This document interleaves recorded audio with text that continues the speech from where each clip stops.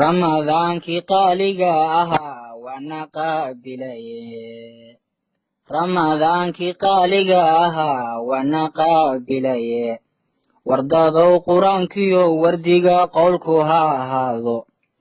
wardadow qur-aankiyo wardiga qowlku ha ahaado oo qiyaamu leylkiyo baryaha yaan la kala qaadin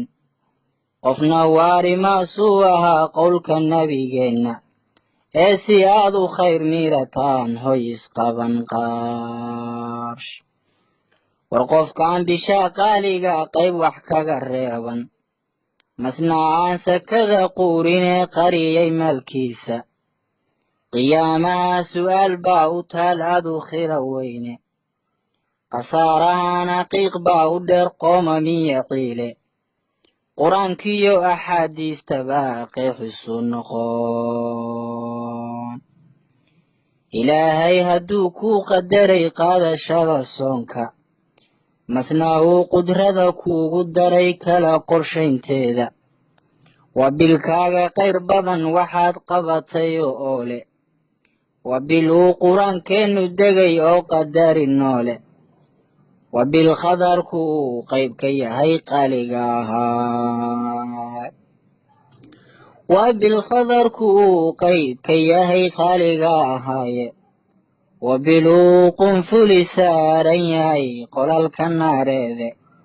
waa bishii ibliis loo qabilay qaadariyo hooge waa bishii ibliis loo qabilay qaadariyo hooge waa bil uu qabowgii jannada qaadir noo furaye qariga qur-aankiyo akhriya qowlka nabigeenna waa biluu qanaaciyo ku jiro qayb waxbarashaad qaraabada qidmada loo hayaa qayb waxtara weeye dariskana midkaan quud lahayn looma qaban weyne balse qaabka aan yeelnaba qaadirnala eegi qanaacada xaggoodana waa laysku qorayaaye waa bil qayrku uu furan yaho qaali yahay shaygu qalbi nugul haddii aad tira qaybtaniga hooya qiyaamaha waxaa tegi adoon qoorta lagu hays allah ayuu qof weysaystayo qiraya tawxiidka qudiyo qaxwana aan dhadhamin qaadir amarkaaga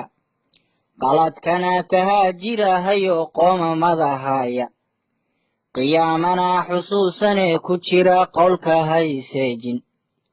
oo ku qaabilayo allow qaalisanahaaye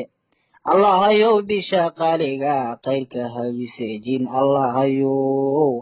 bisha qaaliga qayrka hayseejin